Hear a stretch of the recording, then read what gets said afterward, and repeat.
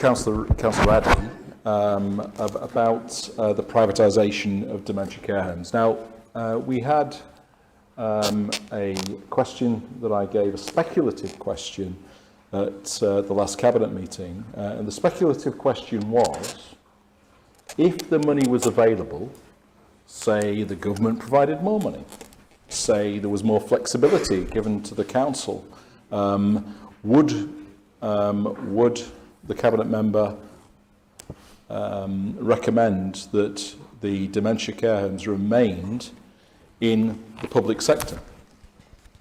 Now, I'm very much of the view that you get what you pay for, and that if you pay good wages, if you have a career structure, you get good care.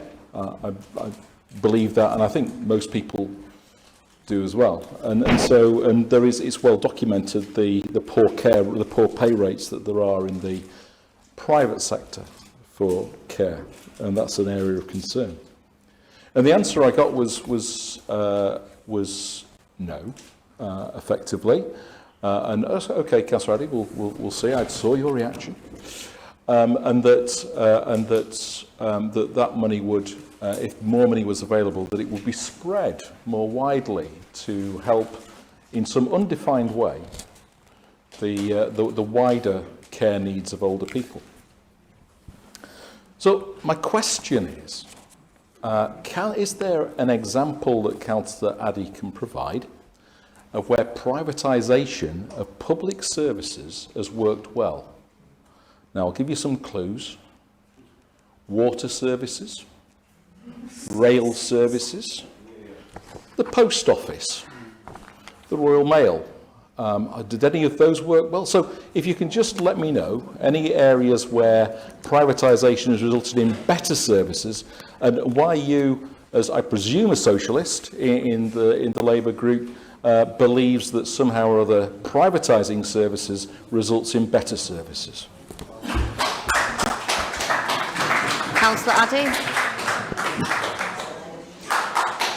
I think you did raise that point about this magic money that's going to suddenly materialise from nowhere, and in time hopefully we will get some more money to put in to adult social care.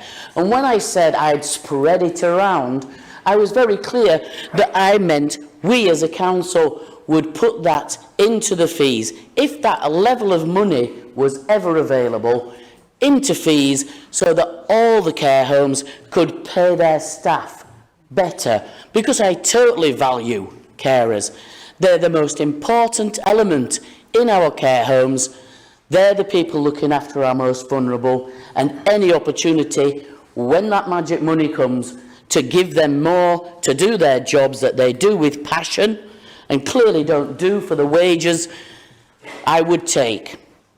As for the other things you're mentioning, we're not talking about that. We were talking about 2 care homes in a time where we haven't got the budget to run care homes in Kirklees, and it's gutting to have to get rid of care homes into the private sector.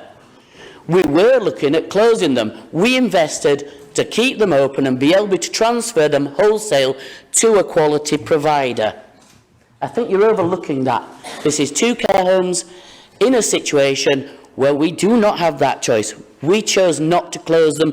We chose them to pass them on to a quality provider. And I'll keep saying that word, quality provider, because my mother and lots of people in this room will have relatives in the private care sector, and the picture that's been painted of the private care sector is unfair.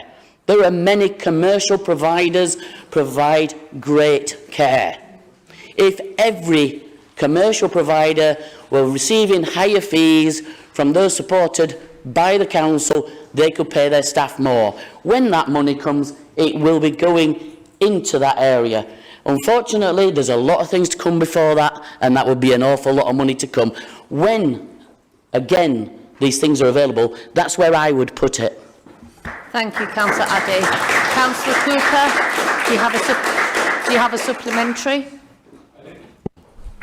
Part of the supplementary is when will the council have the ability to dictate wages in the private sector? I've not heard that. That'd be interesting. Let me know how that's going to work. That's one concern. I guess the magic, but I keep on this magic money tree. It's like hearing the Tories. It's just what the Tories said. It's exactly the same sort of stuff.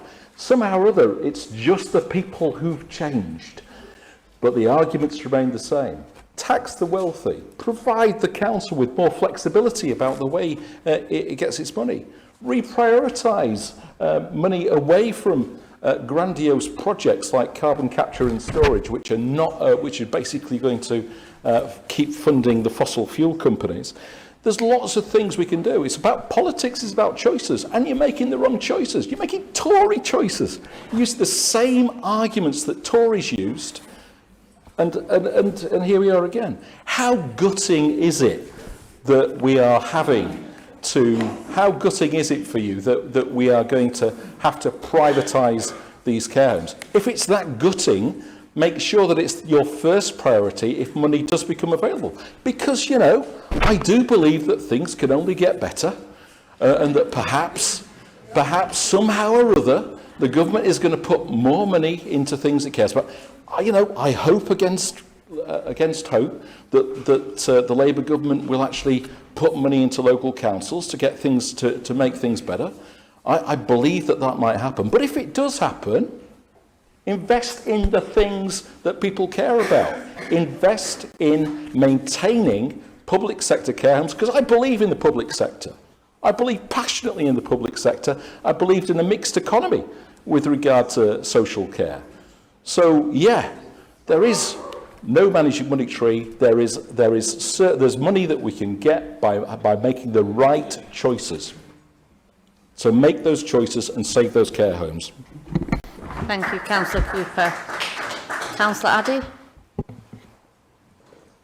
If the funding had been there for the last 14 years, we wouldn't be in a position making this decision.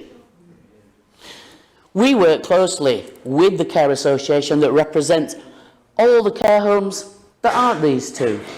And we will work with them when it comes to looking at wages. If the magic money tree materialises, you said there's money there. When you tell me where I can get that money to put into adult social care, then I will put it into adult social care.